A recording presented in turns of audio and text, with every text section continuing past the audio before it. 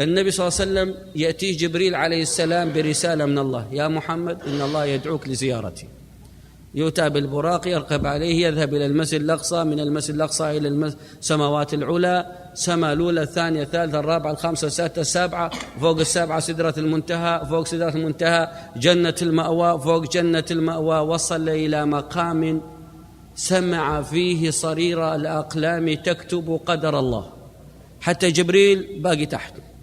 قال له النبي صلى الله عليه وسلم: يا جبريل اصعد، ايش فيك وقفت؟ قال: هذا مقامي، لو علوت لاحترقت من نور الله، ولو علوت لاخترقت بإذن الله. على النبي صلى الله عليه وسلم، وصل إلى مقام محمود، مقام كريم. فلما وصل لذلك المقام بيتكلم مع الله، بيحيي الله. شو يقول؟ هل يستطيع يقول السلام عليك؟ لا يجوز. كيف تقول لله السلام عليك وهو السلام؟ كيف يحيي الله؟ مشكلة هذه. فألهمه الله فقال: التحيات لله، كل التحيات لك، الزكيات لله، الطيبات لله، الصلوات لله. فبينما هو يقول لله كل شيء لله طبعا، قال له الله: السلام عليك أيها النبي ورحمة الله. أطمئن. النبي كان ممكن يسكت، يقول خلاص أنا سلمني الله، لن يعذبني، انتهيت خلاص، لكنه مو أناني مثل بعض الناس إذا وجد حاجته سكت، قال خلاص يكفي.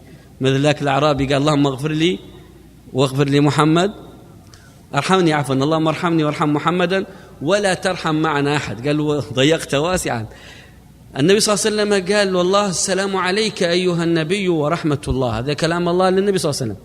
النبي صلى الله عليه وسلم إيش قال؟ قال: السلام علينا وعلى عباد الله الصالحين.